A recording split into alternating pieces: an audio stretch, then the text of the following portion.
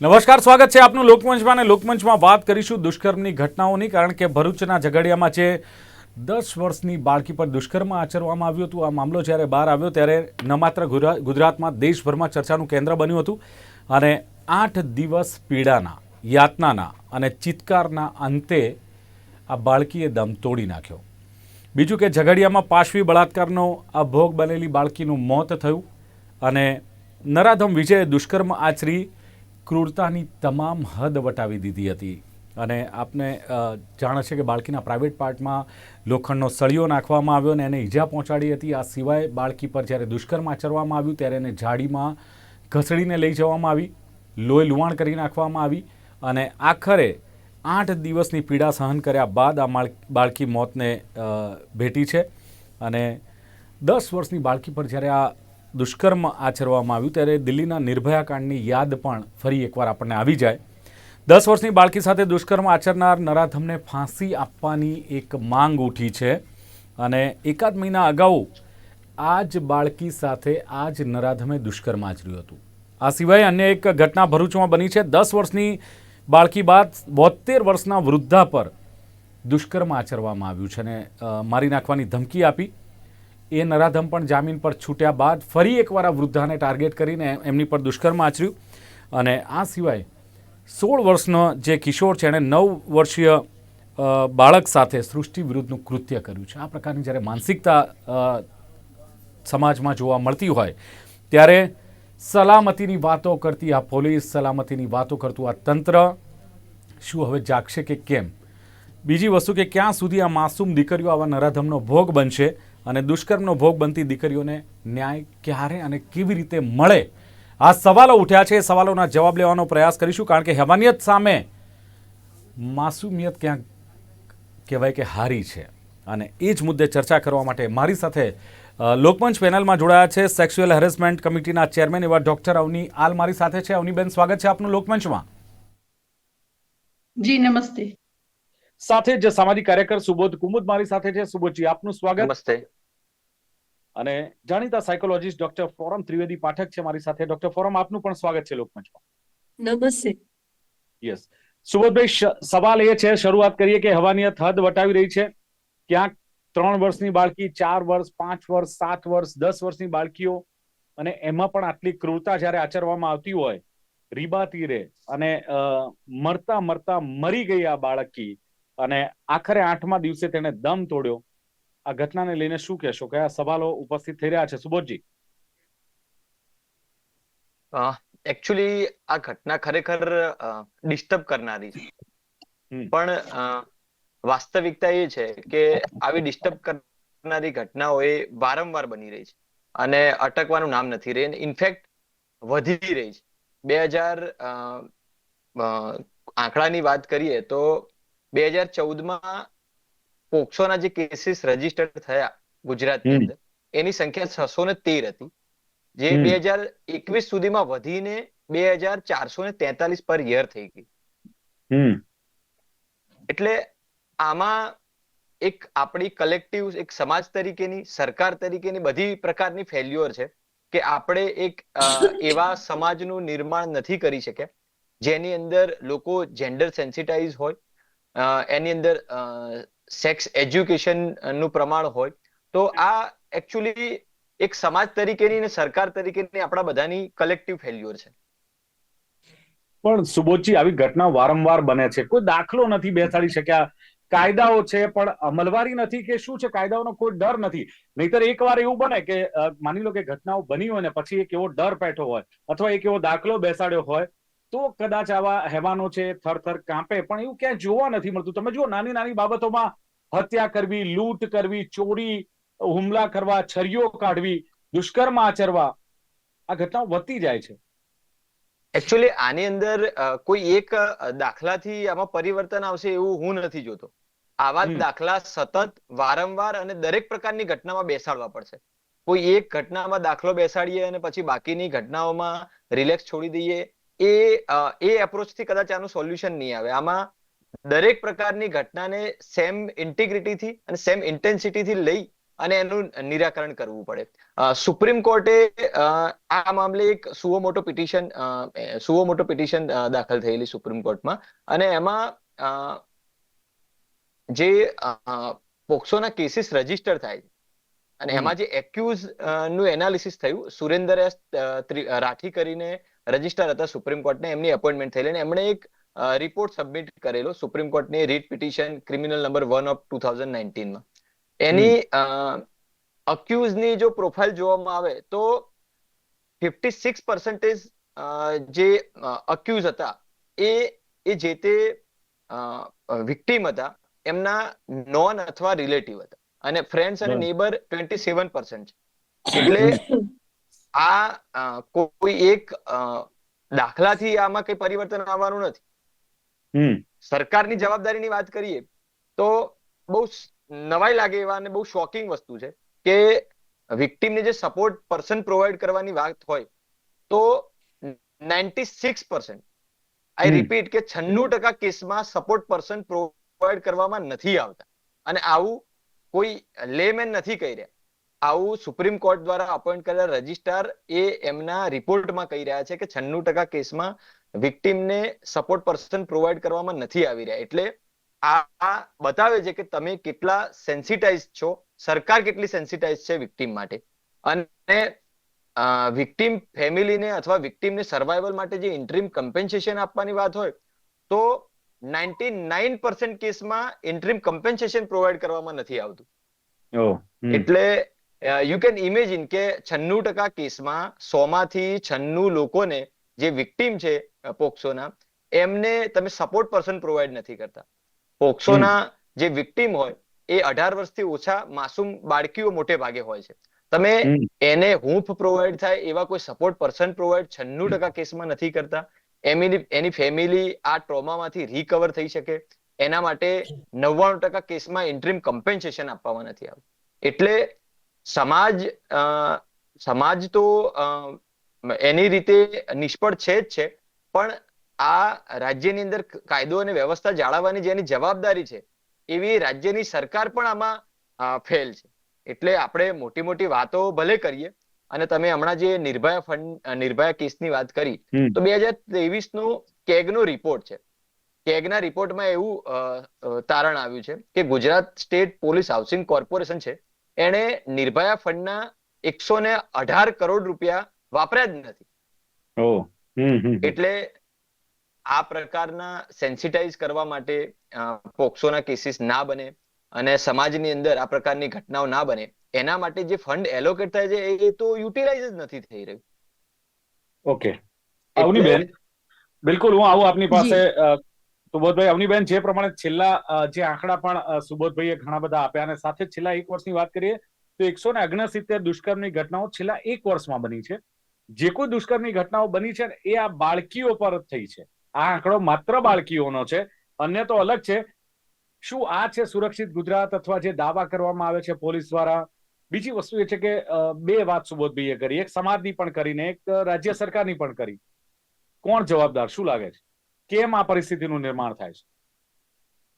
જી, અપરાધીની કોઈ જાતિ, ધર્મ અથવા તો એની કોઈ રાજકીય કોઈ એની માનસિકતા હોય એવું અપરાધી સાથે અપરાધીની નથી હોતી. અપરાધી ક્યારે પણ અપરાધ કરી શકે. એના માટે એવું નથી કે એના માટે કોઈ સમાજથી બિલોંગ કરતો હોય અથવા તો કોઈ રાજકીય રીતે ક્યાંક એનું સપોર્ટિંગ હોય તો જ અપરાધ કરે એવું નથી. આ જે હમણાં જે ઝઘડિયા વાળો જે કેસ છે એ કેસ પણ એ માત્ર એક ગરીબ, એક કહેવાય ને કે એક મજદૂર કક્ષાના વ્યક્તિએ આ કૃત્ય કર્યું છે. એટલે અપરાધી માટે આપણે એવું ના કહી શકીએ કે સમાજ અને રાજકીય લોકો જવાબદાર હોઈ શકે અથવા સમાજ જવાબદાર હોઈ શકે. હું તો એવું ચોક્કસ માનું છું કે જયારે આ ઘટના બની, જયારે 1 month પહેલા એ દીકરી સાથે જયારે એક દુષ્કૃત્ય થયું હતું અને ત્યારબાદ તેમ છતાં પણ એના માતા પિતા સમાજના ડરે ચૂપ રહ્યા. એટલે ક્યાંક ને ક્યાંક આ પ્લેટફોર્મ નથી મળતા કે મા બાપ અથવા તો બાળકો પોતાની વ્યથાને રજૂ કરી શકે. એટલે એવા પ્લેટફોર્મની પણ જરૂર છે. હમણાં વાત થઈ સપોર્ટ પર્સનની, તો એવા સપોર્ટ પર્સનની ક્યાંક જરૂર છે. એટલે ફક્ત આપણે કોઈ રાજકીય વ્યવસ્થાને આપણે બ્લેમ કરીશું અથવા તો ખાલી સમાજને જ બ્લેમ કરીશું તો ચાલશે નહીં. કારણ કે આ બધાની જવાબદારી છે, સંયુક્ત જવાબદારી છે હું તો એ દીકરીના મા બાપને પણ કહું છું કે દીકરીના મા બાપની સૌથી મોટી ભૂલ હતી કે એમને જ્યારે 1 મંથ પહેલા એની સાથે આવી ઘટના બની તો એ સમયે એને પોલીસ અથવા કાયદાનું પણ રક્ષણ જરૂરી હતું. અવનીબેન બીજી વાત બીજી આપણે વાત એવું એટમોસ્ફિયર એક બનાવી જ નથી શક્યા કે માની લો કે એ દીકરીના મા બાપ, આવા તો હજારો મા બાપ હશે કે જેમની દીકરી એક જી ખૂણામાં ક્યાંક કહેવાય કે પીસાઈ ગઈ હશે અને છતાં પણ કીપ મમ. જી એની પાછળના કારણો એ છે જી કે જી ક્યાંક જી એવું લાગે છે કે સમાજમાં આબરૂ જી જાય. બીજું ચલો સમાજમાં આબરૂ ગઈ હા પણ ન્યાય નથી મળતો, જેમ કહ્યું ને એ બિલકુલ પ્રમાણે તો એ હતાશ થાય બિલકુલ છે. શું કરે માતા બિલકુલ પિતા? યસ, બિલકુલ અવનીબેન. આપની વાત બિલકુલ સાચી છે. કારણ કે આપણે હજી એવા સમાજનું નિર્માણ જ નથી કરી શક્યા કે જે એને સપોર્ટ કરે, એને એક બેકગ્રાઉન્ડ આપે. હું હમણાં જ એક દીકરીઓના એક ફંક્શનમાં ગઈ હતી અને દીકરીઓ સાથે મેં વાર્તાલાપ કર્યો. તો જાહેરમાં જ્યારે મેં દીકરીઓ સાથે બધી જ બાબતોની ગુડ ટચ, બેડ ટચ બધી જ વાત કરી તો એ દીકરીઓ પાછળથી લોકોની સામે ન બોલી શકી પણ પાછળથી છુપાતા ડરતા મારી પાસે આવીને સંકોચ સાથે અમુક વાતો કરી. એટલે કે એમના કોઈ નજીકના સગાઓ દ્વારા એમનું હારેસમેન્ટ થતું હોય, નાની મોટી કોઈ એમને ગુડ ટચ એટલે કે એની સાથે કંઈક એવો વ્યવહાર થયો હોય કે જેથી ગુડ ટચ બેડ ટચ ની જે મેં ડેફિનેશન આપી એમાં એ દીકરીઓ ક્યાંક સહેમતી દર્શાવી તો એક પ્લેટફોર્મ જે જોઈએ એ નથી મળતું. એટલે હું એવું માનું છું કે એવું પરિવાર એટલે કે માતા પિતા પોતાના પરિવારની અંદર રહેલા વ્યક્તિઓ, સ્કૂલની અંદર એવું એક વાતાવરણ નિર્માણ થવું જોઈએ કે આવી જે આપણે હમણાં વાત કરી કે વર્ષની અંદર બાળકો સાથે દુષ્કૃત્યની ઘટનાઓ બની છે તો શરૂઆત તો ક્યાંક ને ક્યાંક થાય છે. શરૂઆતને જો રોકવામાં આવશે તો હું એવું ચોક્કસ માનું છું કે આપણે ક્રાઇમ થતા રોકી શકીએ. બીજી એક વાત, હમણાં હું સુબોધભાઈની વાત સાથે થોડીક હું સહેમત છું અને થોડીક નથી પણ હું એક વાત એ પણ કહું છું કે હું લોની વ્યક્તિ છું એટલે મને ખબર છે કે કોર્ટ અને કાનૂન, પોલીસ એ બધી માત્ર એવિડન્સ ઉપર આધાર રાખતી હોય છે. એટલે ક્યાંક એવિડન્સ એવા નક્કર નથી મળતા. ઘણી વાર એવું હોય કે જે બંધ કમરામાં બનતી ઘટનાઓ કે જેના કોઈ પુરાવા ન હોય, જેના એવિડન્સ ન હોય, કોર્ટ ફક્ત અનુમાન કરીને એની પર કાર્યવાહી કરશે. તો અનુમાનની જ્યારે વાત આવે ત્યારે ક્યાંક ક્યાંક લેક ઓફ એવિડન્સના કારણે પણ અથવા તો ડાઉટ ઓફ પણ બેનિફિટ્સના અવનીબેન કારણે આવા માની લો કે આરોપીઓ છૂટી એવિડન્સ જાય છે, છે. પૂરતા એવિડન્સ છે, અત્યારે આ ગુનેગાર પકડાયા છે, જેને દુષ્કૃત્ય આચર્યું છે, સામૂહિક દુષ્કર્મ થાય છે, એ પણ આરોપીઓ પકડાય છે, પણ આપણે શું કરી શકીએ છીએ બતાવો ને. જ્યાં તમને ડોક્યુમેન્ટ્સ મળે છે, જી જ્યાં તમને પુરાવા મળે છે તો પણ શું થઈ શકે છે? જામીન મળી જાય છે, બહાર આવી જાય છે અને વળી પાછું આનું આ કૃત્ય ચાલુ કરે છે.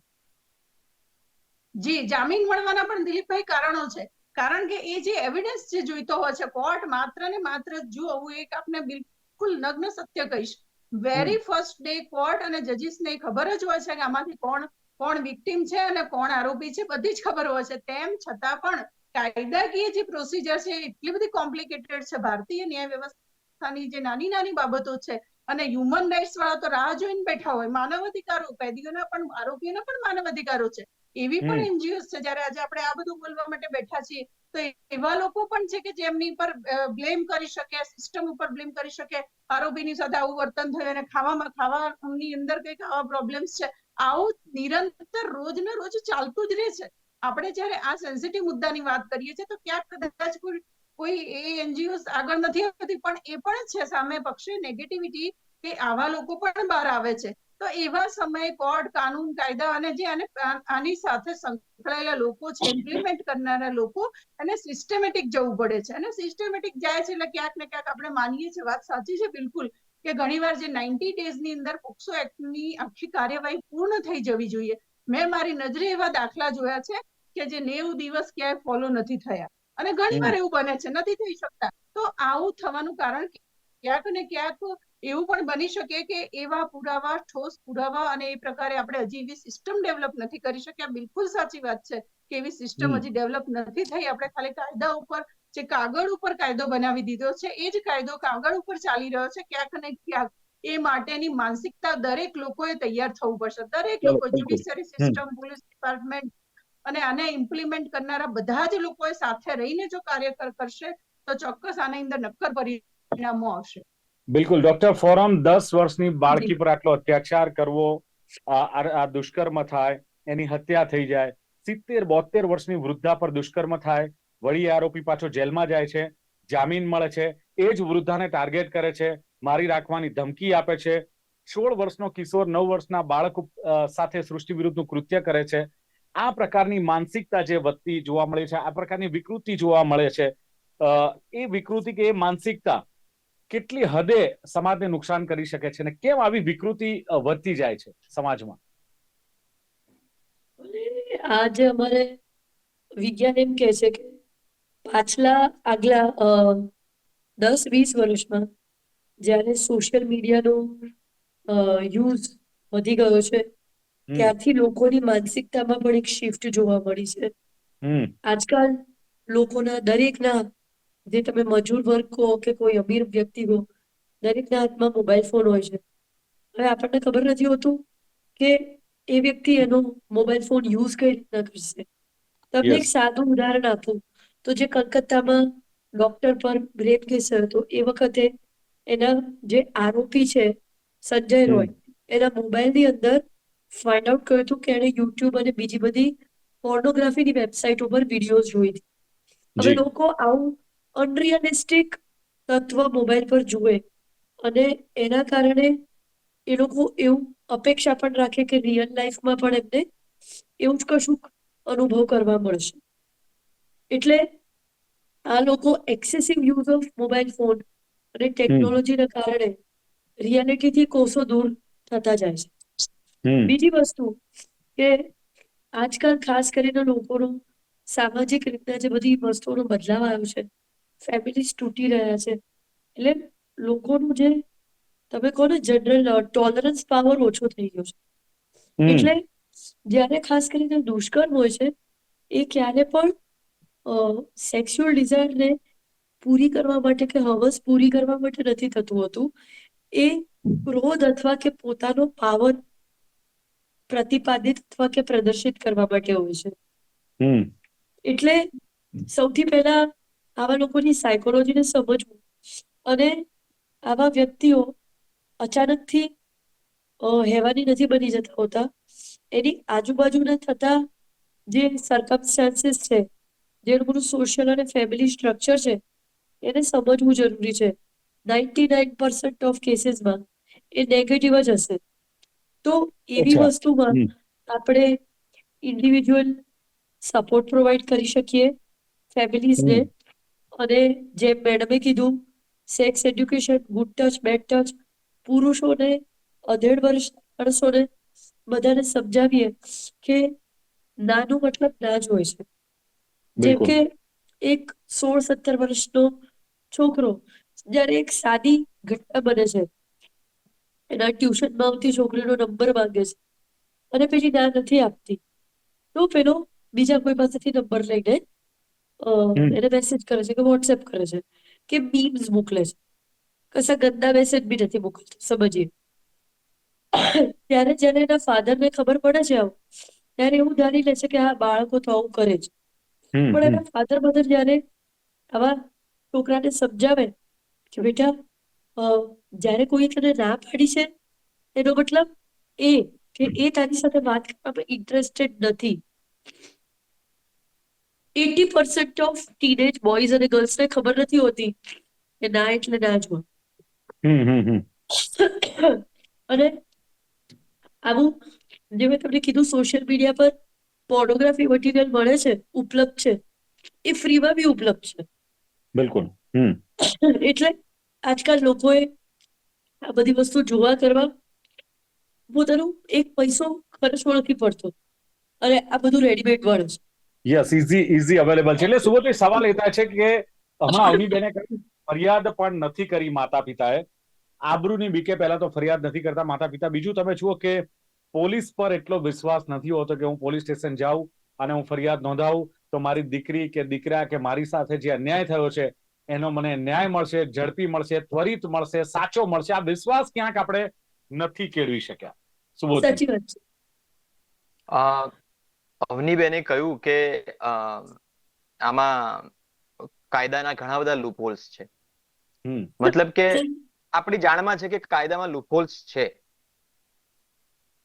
એટલે કાયદામાં લૂપહોલ્સ છે.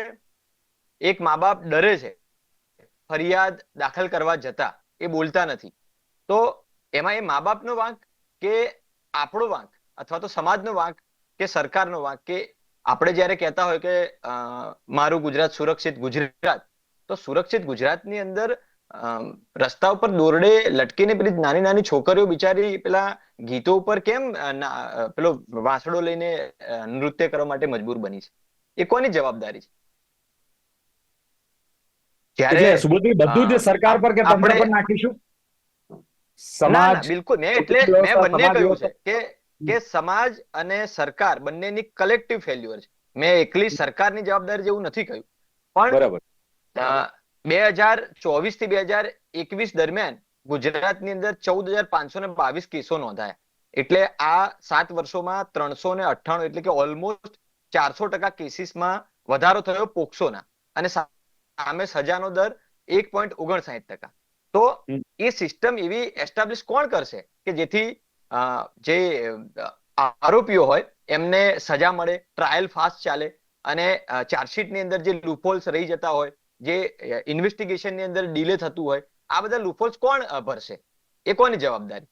એ તો સરકારની જવાબદારી ને. ઓકે અવનીબેન, તો સરકાર હાથ ઉપર કરીને ક્યાંથી છટકી શકે આમાં? કે આપણું ગુજરાત તો ખાલી સાબરમતી નદીના કાંઠે રિવરફ્રન્ટ બની ગયું અને કાંકરિયા ઉત્સવ આપણે મનાવીએ, વાઇબ્રન્ટ ગુજરાત મનાવીએ, એટલા પૂરતું તો ગુજરાત નથી ને. આ પણ ગુજરાતનો ભાગ છે. આને પણ સેન્સિટિવલી લેવું જોઈએ. યસ સુબોધભાઈ, ગુજરાતના તમામ જે અંતરિયાળ ગામો છે, વિસ્તાર છે, શેરીઓ છે, બધું ગુજરાતનો ભાગ છે, સુરક્ષિત હોવું જોઈએ. એટલે અવનીબેન, સવાલ એ છે કે સિસ્ટમ જવાબદાર કે પછી કુટુંબ વ્યવસ્થા, સમાજ વ્યવસ્થા, અન્ય કારણો, ભાષણો થાય છે, બધી બહુ જ મોટી મોટી વાતો સમાજમાં પણ થાય છે, પોલીસ ડિપાર્ટમેન્ટ પણ કરે છે, નેતાઓ પણ કરે છે, માત્ર ભાષણ પૂરતી સીમિત થાય છે, કાગળ પર રહી જાય છે કાયદાઓ અને અમલવારી. અવનીબેન. દિલીપભાઈ, હું આ વિશે એવું કહીશ કે બધાએ સંયુક્ત પ્રયાસ કરવા જરૂર છે. માત્ર એક જ એના માટે આ વાતનું સોલ્યુશન ન આવી થવું પડશે.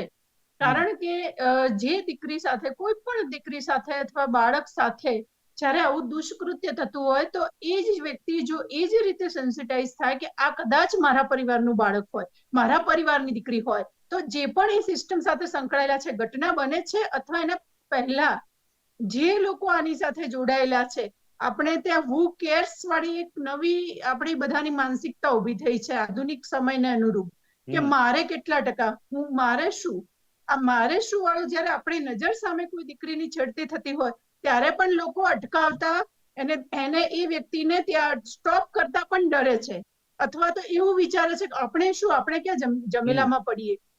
તો આ એક પ્રકારની સાયકોલોજી હવેના જે નવા જે લોકો છે, આધુનિક સમયના લોકો, પહેલાનો સમય એવો હતો કે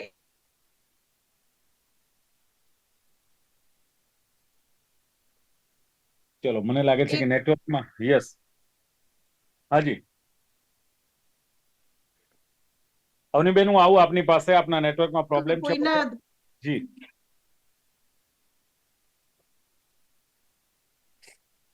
ઓકે ઓકે. એટલે ડોક્ટર ફોરમ, સવાલ એ છે કે દુષ્કર્મના બનાવો વધતા જાય છે, ભય અને અસલામતીનું વાતાવરણ જ્યારે સમાજમાં જોવા મળે છે, ત્યારે કહેવાય છે ને કે મા બાપ પણ કદાચ એટલી હદે ગભરાઈ જાય છે, આબરૂની બીક હોય છે, માનસિકતા એમની પણ ક્યાં કેટલી હદે એ થઈ જાય છે કે જેને લઈને અવનીબેને કહ્યું કે હુ કેર્સ, મારે શું. પણ મા બાપ પણ જયારે એવું વિચારે કે હવે આ ફરિયાદ કરવા છતાં પણ કોઈ ફરક નથી પડતો, કોઈ એક પ્રકારની માનસિકતા કેળવવી પડશે મા બાપે, સમાજે એક એવી વ્યવસ્થા ગોઠવવી પડશે. એવું કયા પ્રકારનું ચેન્જિંગ આવે કે જેને લઈને આ મા બાપની માનસિકતા બદલાય, સમાજ પણ જ્યાં આવું ખોટું થાય છે ત્યાં ઉભો રહે, એવું જોવા મળે, એવું કઈ રીતે લાગે છે ડોક્ટર? એટલે જો ખાસ કરીને આ એક દૂષિત ચક્રવ્યૂહ છે કે માણસથી સમાજ બને છે, બહુ બધા માણસોથી સમાજ બને છે. એકચ્યુઅલી માણસથી પરિવાર બને છે, પરિવારથી સોસાયટી બને છે, સોસાયટીથી મોટો સમાજ બને છે, અને આ સમાજ કોણ છે? આપણે જ.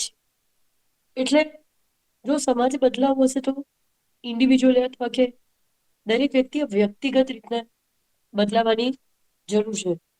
હવે જેમ કે મેં તમને કીધું, કોઈ પણ વ્યક્તિ જે દુષ્કર્મ આચરે છે, એ વ્યક્તિ અચાનકથી આવું નથી કરતો. એમાં કોઈ માનસિક રોગોના લક્ષણો કે ચિહ્નો ખૂબ નાની ઉંમરથી કે થોડા મોટા થયા પછી જોવા મળે છે.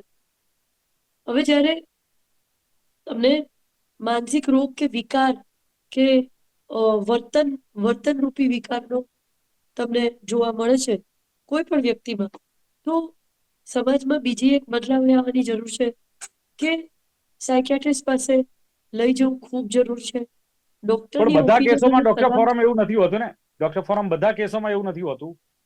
ઘણા હોય એમાં બધામાં હોય છે, બધામાં નથી હોતું, પણ ઘણા લોકો પોતે જે માનસિક રૂપે અસ્થિર હોય છે એ પોતાના ઇમોશન પર કાબુ નથી પામી શકતા, તો એના માટે દવાઓ હોય છે. હવે આ દવાઓને એ લોકો પોતાની ટ્રીટમેન્ટ કરશે તો એ લોકો સમાજ માટે એટલો મોટો ખતરો નહીં બને. અને રાઈટ, એના માટે ફેમિલીઝમાં, સમાજમાં વાતની જાગૃતતા હોવી જરૂરી છે.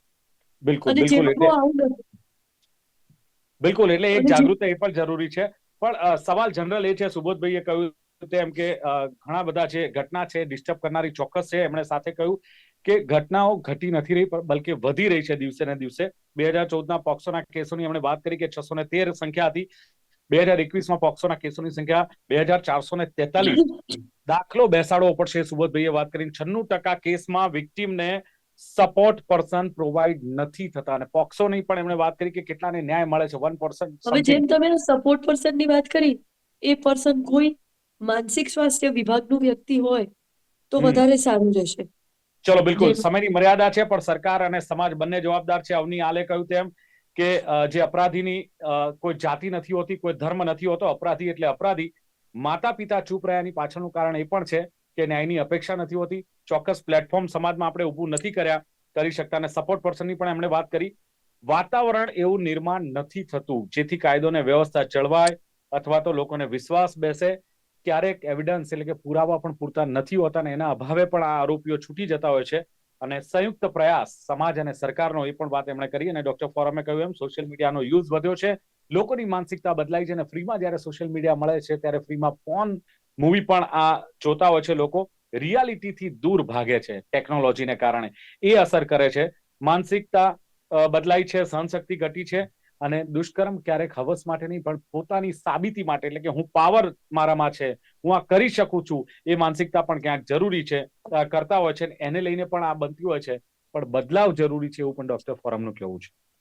ચર્ચાનું સમાપન કરીએ છીએ. ડોક્ટર અવનિયાલ, સુબોધ કુમુદ ને ડોક્ટર ફોરમ ત્રિવેદી પાઠક ત્રણેય ઉપસ્થિત રહ્યા. ખૂબ ખૂબ આભાર. Thank you very much. Thank you. Thank you. તો દર્શક મિત્રો, આ હતી ચર્ચા. હેવાનિયત સામે માસુમિયત હારી. ફરી મળીશું એક નવી ચર્ચા સાથે. જોતા રહો ગુજરાત ન્યૂઝ. નમસ્કાર.